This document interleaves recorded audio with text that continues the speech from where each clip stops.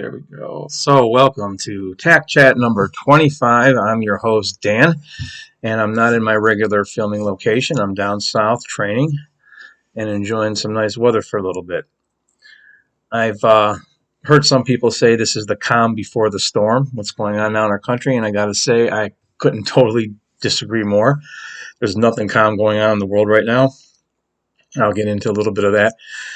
I think today I'm going to call this Tac Chat 25 resurrected. Because see, I had Tac Chat 25 deleted off of Communist Tube for containing a recording of a lying doctor from 2014 in which she lied her ass off.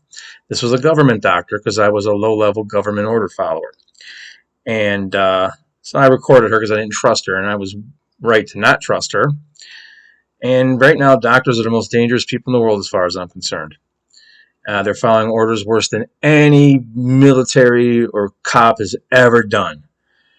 So, with that said, she lied. She contradicted herself. I had it on audio, and I put it up. It was from 2014. Had nothing to do with the psyop going on in the world right now.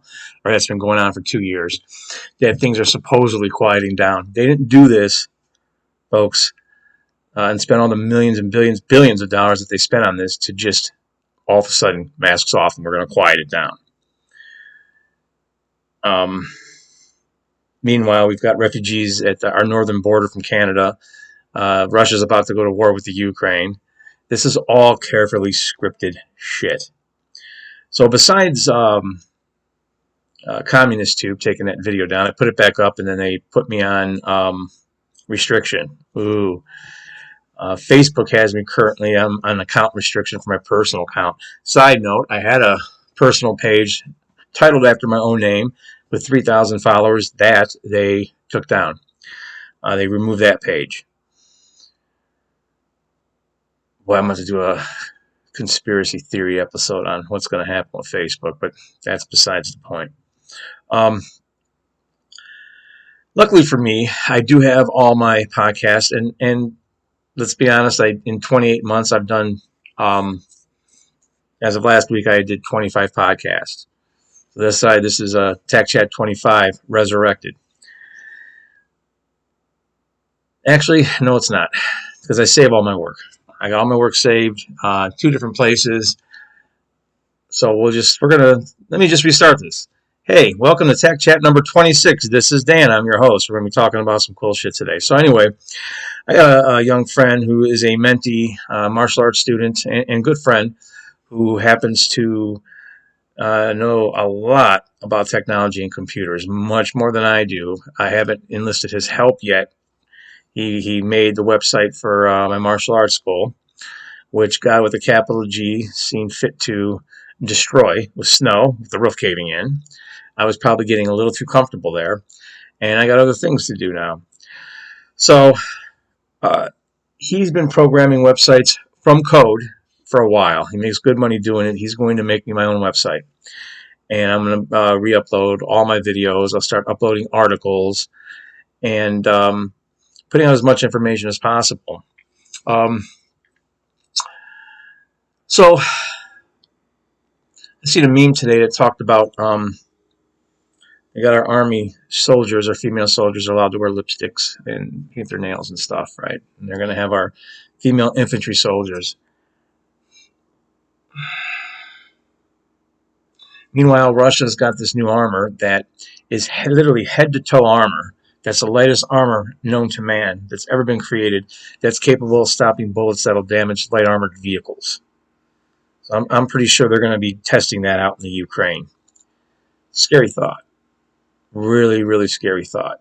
And those order following automatons, those order following drones are going to do as commanded. Okay? And we've seen this over and over again throughout human history. We've got, we've got that slimy piece of shit in Canada. They're whatever he's called over there, the prime ruler minister, whatever the fuck he's called. He's over there doing exactly as he's being told to do, and all his, a lot of Canadians are trying to get over here to the United States. The United States is in on this. All the governments of the world are in on this. Any government leader who wasn't in on it, like the one in Africa said, I'm not playing this bullshit, he was found dead. Oh, of COVID. Sure. Okay. So we need to be prepared for what's probably going to end up coming here. They couldn't destroy America without us being against each other to begin with. Okay? And if you look at this one slide that I have that says natural law, and I think Thor's hammer represents this pretty nicely, because we need to enforce our rights with force when the time comes. And it says the natural liberty of man is to be free from any superior power on earth and not to be under the will or legislative authority of man, of any other man, but only to have the law of nature for his rule. Nature's creator, God with a capital G. They're taking away our amendment rights, First Amendment rights. And for anybody out there who thinks it's capitalism, you're mentally ill. I don't think we should have a First Amendment or a Second Amendment. I don't think we should have any amendment rights, because those rights are actually our birthrights, and they are inherent in nature. Okay? At our very birth, those are our rights. But I feel like this encapsulates what our rights actually are. It encapsulates part of natural law, which I'm going to talk about briefly today. I've talked about it before.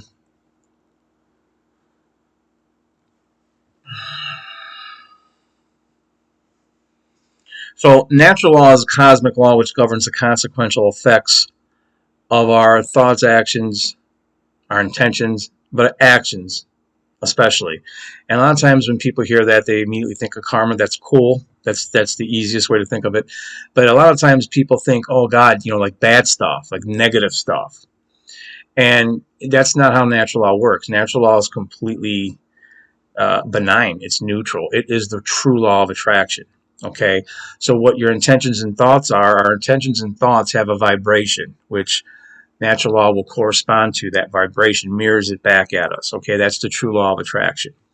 And if you look up the 7 Hermetic principles, the law of vibration, the law of correspondence are 2 of their 7 Hermetic principles. These things are inherent in creation. Okay, so like gravity, you can't see it. Well, you can't see natural law either, but you can see its observable effects in your life. So to give you, I'll just give you an example. In 2016, I was going through one of the roughest, actually the fall of 2015 leading into 16, I was going into one of the roughest battles of my life legally against my former employers. And I won eventually, but it was a real adventure. And well, during that time, there was and I wasn't doing well financially at all. But there was times I would drive by, and I've always been like this, and I don't normally talk about it, but it's for this example, I think it's worth talking about. I would drop a 20 spot or $10 to a homeless person. I was bringing blankets and food down to them here and there. This is something I've done on and off. And really, how natural law works is I could have not even had any emotional intent behind that. I could have just done it. And good things eventually would come back to me. I've experimented with this. I've had bad thoughts of intentions, and I experienced the negative consequential effects of natural law or karmic law, whatever you want to call it. It exists. It's spiritual science. Okay, so it exists. It's there, and we need to start teaching our children, the objective morality under natural law. And I don't think this can be said enough. People are always, the very first time I started talking to somebody, I was talking to a fellow cop, ex-fellow cop. And when I mentioned natural law to him, he was like, oh, that's the law of the jungle. And I swear to God, I had heard someone tell me that before. And I'm like, wow, he must have actually heard that himself before. How about that? And I had to explain to him what it actually was. I'm going to get to a message to my order followers real soon here. But I just want to point out natural law isn't this bad thing, the consequential effects. The people start thinking it's It's the cosmic consequential effects which govern the consequential effects of human behavior, right? Of our actions. And I think, oh, if you automatically think it's bad, how's your fucking behavior? It's not always bad. It's just going to mirror back to you what you're putting out. So are we collectively putting out bad stuff in humanity that we keep coming back to the same point over and over again, like a dog chasing its fucking tail? You know, why throughout all of human history have we had to deal with slavery of one kind or another? And keep in mind, I don't talk about that bigger picture to get away from the very real and dangerous here and now that our psychopathic government rulers all over the world are creating for us. Not doing that. But what I am trying to do is draw attention to the patterns throughout history, and we have to ask ourselves these questions. Why have we always had to fight for our freedom? Why there's always been such violence throughout history?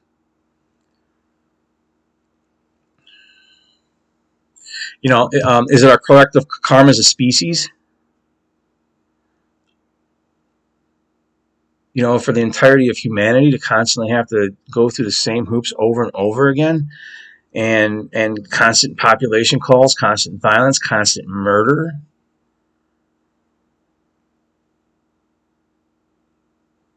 Or is there, I mean, is it the consequential effects, the negative consequential effects of the fact that we have not been good caretakers of Earth, caretakers of other sentient life, including each other? So this is where we come to. Under natural law, this is what's happening in the macrocosm. This is what's happening in the collective. Or is there,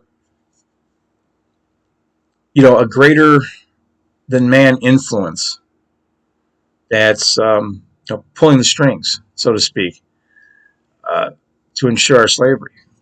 You know, what if it's both? What if it's a little bit of both? So then the question becomes, well, is there anything we can do about it? And I say, yes, there is. And I made a little list here. And I don't have it up here. I could put it up here, but the list is real simple. Live in accordance to natural law. Vibrate in a state of love, not fear. It's impossible to vibrate at both. Don't give a fuck what other people think about you. Avoid all religions, including the New Age bullshit and including atheism, because those are religions also. All of them are geared to create inaction. They're geared to make you, you know, let go and let God. So what we do here in this 3D domain, this 3D reality matters. Okay, to any of my Christian friends or any of my Abrahamic, you know, friends, religions, friends of the Abrahamic religions, well, aren't we judged afterwards? Right? So what we do here matters. Okay, and allowing the suffering of other human beings and in initiating suffering of other human beings is not going to create freedom for us. We're going to stay in a state of slavery forever until we are an extinct species. Okay? And we have to say no.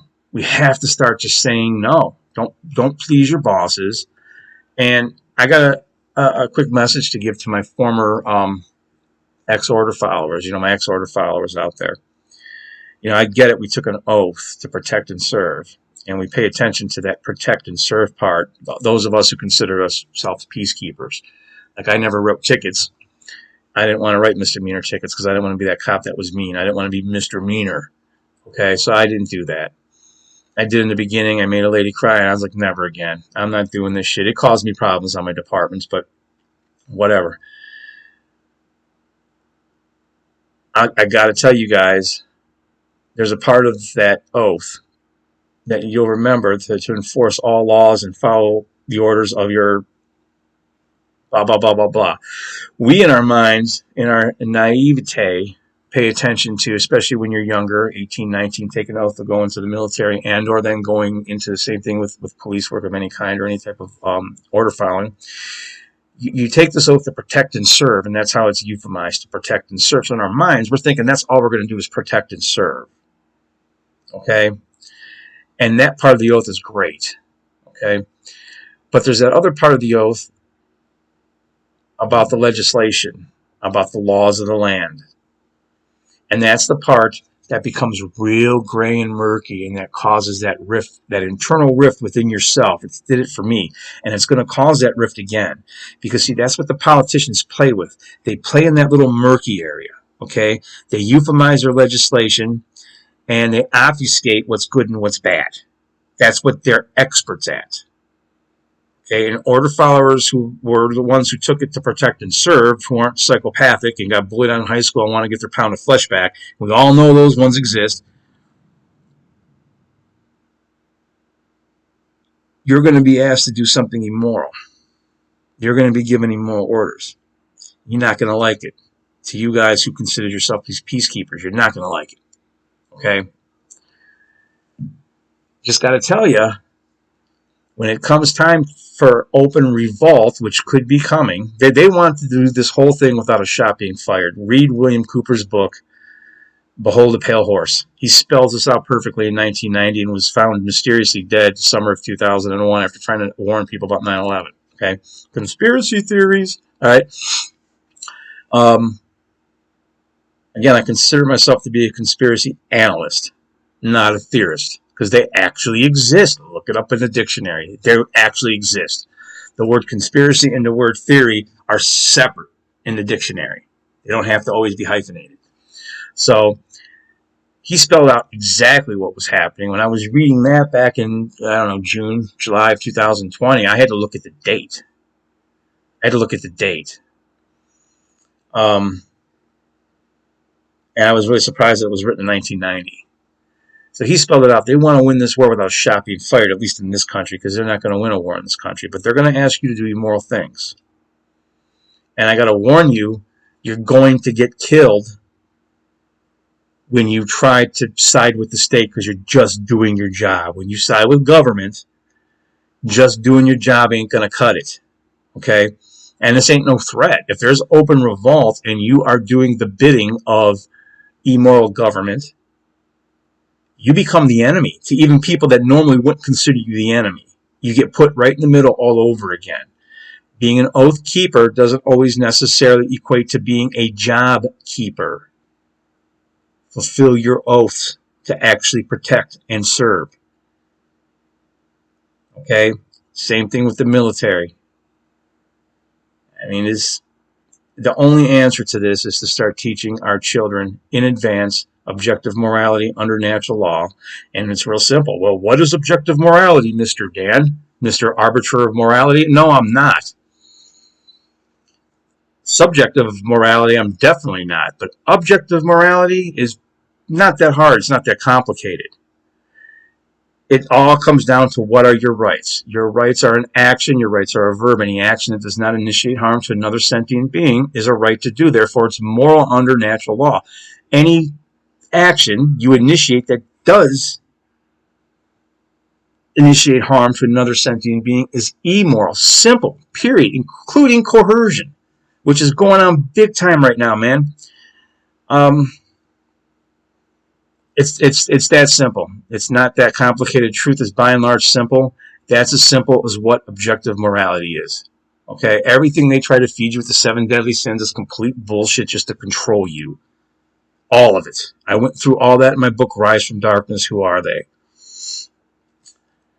So, as a cool side note, when my YouTube page got... because I am a spiritual dude, I could be all over the place, you know? I can be an alpha male tough dude, and I can also be real woo-woo spiritual and some stuff. Hey, that's because that's how you should be. You know, even before I understood completely what anarchism was, I still used to refer to politicians as Republicrats and Demopublicans because I didn't vote. Fuck them. Nothing changes. You know, and I began to understand what real anarchism is, and after I understood that, lo and behold, in 2020, they say, hey, violent anarchists are doing this. Anarchy has broke out here. Anarchy has broke out there. I'm like, anarchy's breaking out? What, peace is breaking out? I had to turn on the news. No, those weren't anarchists. Those were statists and agent provocateurs, okay? And something I don't think I've ever said in any other podcast, that first agent provocateur with the purple mask and the hammer, the penguin with the gym membership, Blue and red, put those together, it equals purple. The next day Batman shows up at the riot. That was two factions communicating with each other, man. It's really easy for me to see what's going on. I know I look like a hippie, but I did the job for a long time. I got a little bit of training and experience. I know no national secrets or anything like that. I don't think I'll get myself suicided or Clintoned or anything like that, but who knows. At any rate, I'm not afraid to die. I've died already twice. I know my soul is going to go on. And death is inevitable. So, you know, I'm not rushing to it or anything, but I'm definitely not scared of it. So we have to teach our children objective morality and teach them, you know, do unto others as you would have done unto yourself, or don't do unto others that which you don't want done unto you. It's real simple that way. It's a real easy way to understand it. I've heard, you know, Mark Passio put it that way, and I really agree with it in that, you know, in that way, the negative. But anyway, apophatic. At any rate, this has probably been longer than I actually even wanted to make. My last couple of podcasts have been like 12 minutes. Anyway, this one, what I meant to say, I forgot, about YouTube. So when they suspended my account or put me on restriction, I just think that's so fucking funny. I had gone from 9 followers. I didn't have that many, right? I had 33 followers. 33 is a pretty synchronistic spiritual number, man. So rock the fuck on. At any rate, I don't even know if I'm going to be able to post this today because all my stuff is messed up, but it doesn't matter. It'll be on my website when I get the website going. I'll be looking for it. You know, in a month, it's going to be named Dan Arnold Spiritual Anarchist at whatever.